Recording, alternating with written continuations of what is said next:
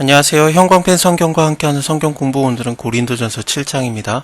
너희 쓴 말에 대해서는 지금 고린도전서 전에 바울이 먼저 편지를 보냈었고 5장을 통해서 우리가 그것을 확인했었습니다. 그리고 그거에 대해서 이게 도대체 무슨 소리냐 하면서 바울에게 다시 물어보는 그런 편지들이 있었거든요. 그거에서 나왔던 내용입니다. 너희가 쓴 말에 대해서는 남자가 여자를 가까이 아니함이 좋으나 음행의 연고로 남자마다 자기 아내를 두고 여자마다 자기 남편을 두라.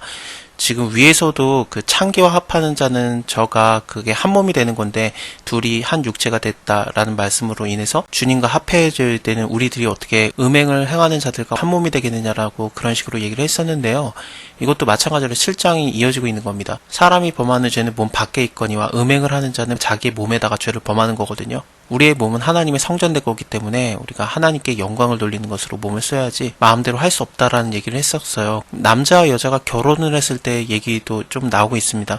일단은 고린도 지역 자체가 뭐 정신적인 결혼 그런 것도 유행하고 그랬었대요.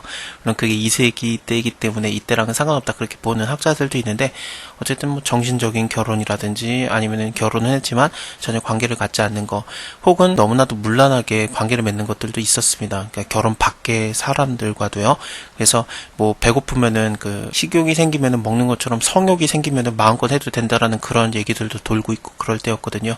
이게 영지주의라고 어렵게도 말할 수 있는데 뭐 영이 중요하기 때문에 몸의 행동은 아무런 문제가 되지 않는다 그런 생각을 하면서 쾌락주의로 넘어가는 경우도 있고 그랬었어요. 그게 또 하나로도 나왔는데 영은 중요하고 몸은 중요하지 않으니까 몸을 막 계속해서 괴롭히는 그게 그 금욕주의로 넘어가기도 하고 그랬거든요.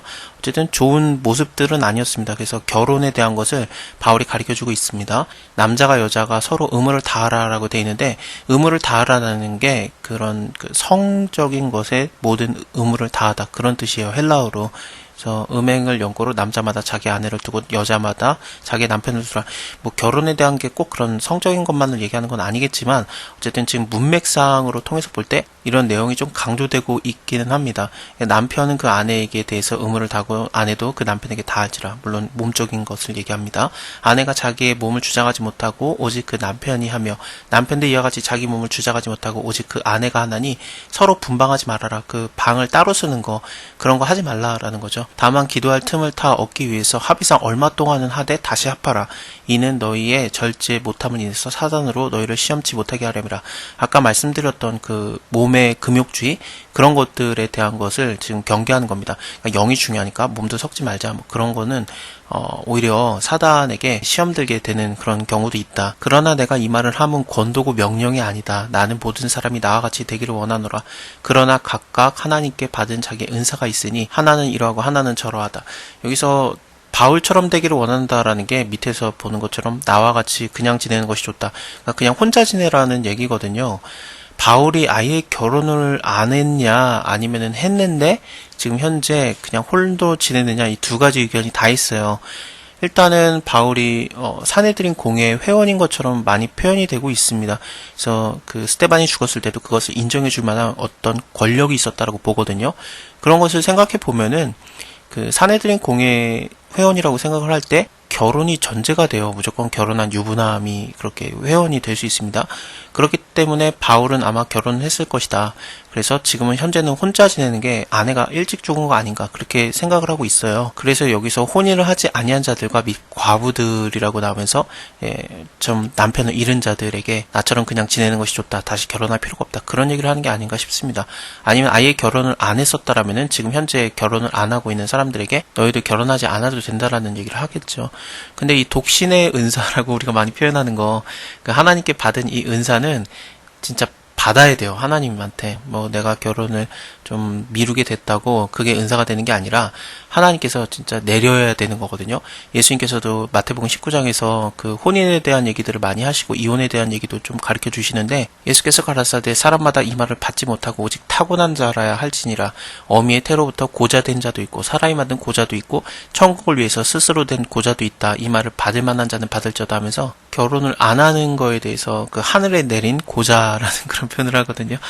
이게 그 성경적인 용어여가지고 이게 좀 좋은 말인데 우리가 별로 안 좋게 쓰는 단어이긴 하죠. 어쨌든 예수님께서도 아직까지 결혼을 안 하셨잖아요. 물론 우리가 마지막에 어린 양의 혼인잔치에 준비된 신부로서 예수님과 같이 결혼하는 그때가 있지만 지금 현재는 예수님이 결혼 안 한 상태예요.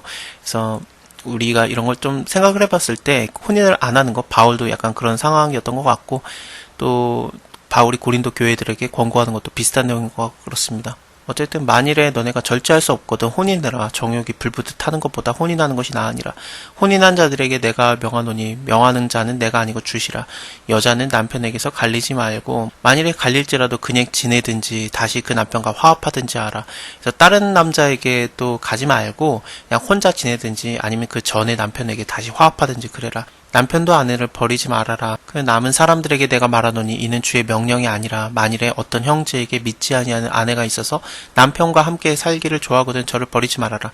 그러니까 교회 안에서 이제 믿는 자들 믿지 않는 자들이 많이 생겨났을 거고 그 가정을 생각했을 때 남자는 믿는데 여자는 안 믿을 수 있고 근데 그 배우자가 나는 당신이 기독교인이 되어도 나는 상관없다. 나는 당신과 살기를 좋아한다. 그러면은 이혼하지 말라라는 얘기입니다.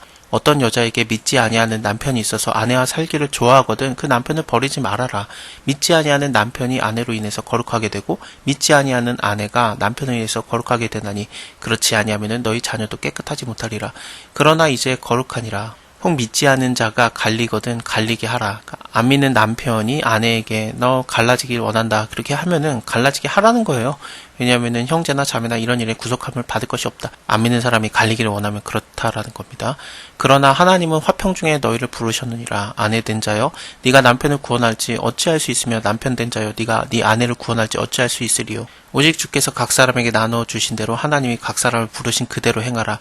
내가 모든 교회에서 이와 같이 명하노라. 할례자로 부르심을 받은 자가 있느냐? 무할례자가 되지 말아라. 무할례자로 부르심을 받은 자가 있느냐? 할례를 받지 말아라. 지금 유대인 출신들이 할례자고요. 그리고 이방인 출신이었는데 기독교인, 예수님을 믿는 자들이 무할례자였는데 부르심을 받은 자들이거든요.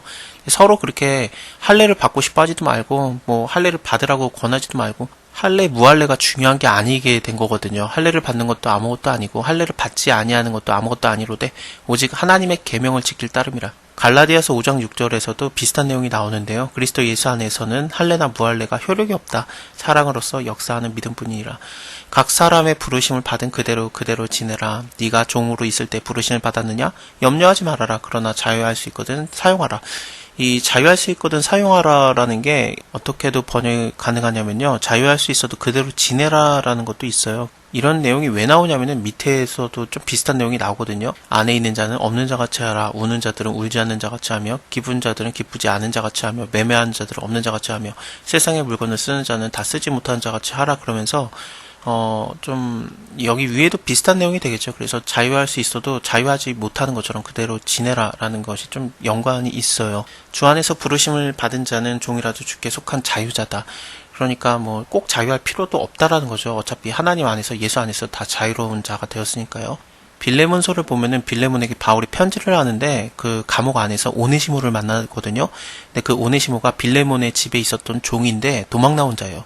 그래서 감옥에서 만난 다음에 예수를 전했는데 알고 봤더니 오네시모라는 자가 알고 봤더니 자기가 잘 알고 있는 그 성도 빌레몬의 그 종이었던 거예요.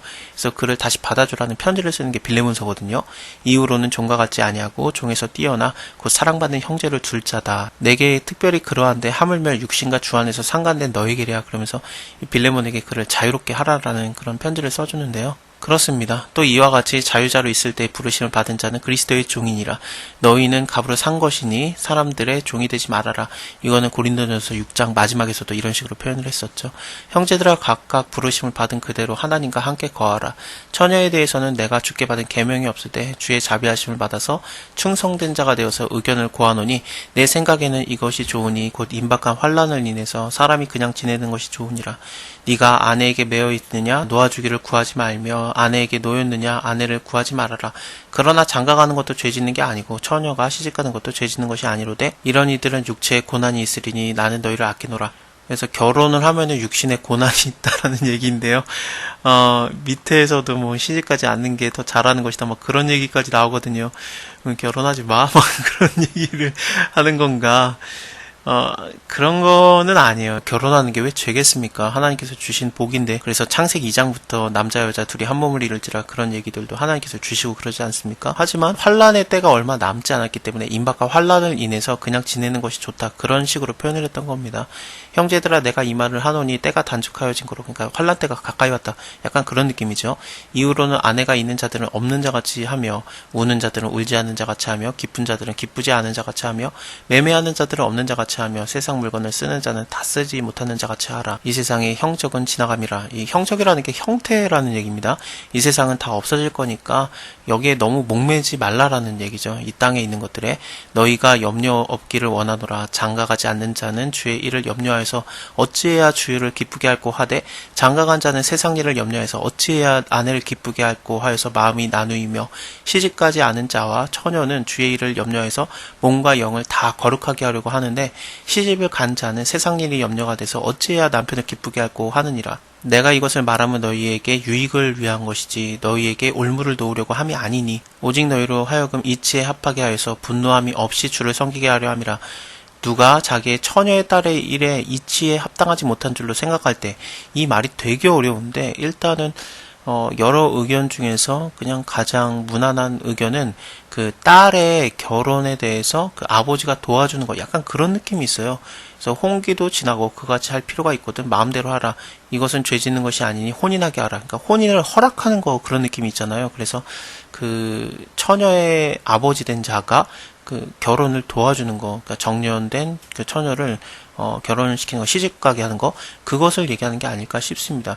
혹은 아까 말씀드린 대로 뭐 정신적인 결혼이 이때 당시에 유행했다라고 생각을 하면은 그러지 말고 이거 죄 짓는 거 아니니까 결혼을 그냥 정상적으로 시켜라 라는 얘기일 수도 있고 여러 가지 의견이 있어요. 어쨌든 그러나 그 마음을 굳게 하고 또 부득이한 일도 없고 자기의 뜻대로 할 권리가 있어서 그 처녀딸을 머물러 두기로 마음에 작정하여도 잘하는 것이다. 그러므로 처녀딸을 시집 보내는 자도 잘하거니와 시집 보내지 아니하는 자가 더 잘하는 것이라. 아내가 그 남편과 살 동안에 매어 있다가 남편이 죽으면 자유하여서 자기의 뜻대로 시집갈 것이나 주 안에서만 할 것이니라. 이 주 안에서만 한다라는 게 아마도 믿는 자끼리 결혼하라는 얘기일 수도 있겠죠. 혹은 뭐 하나님이 원하시는 대로 결혼하라라든지 아니면 결혼을 안 하는, 그러니까 주님과 결혼하는 거, 그런 것이라고도 생각하는 분들도 있고. 그런데 그러나 내 뜬에는 그냥 지내는 것이 더 복이 있으리라 그러면서 이 앞의 내용은 시집을 간 거를 얘기하겠죠. 그래서 믿는 자끼리 결혼이라고 보는 게 제일 타당한 것 같습니다. 나도 또한 하나님의 영을 받은 줄로 생각하노라.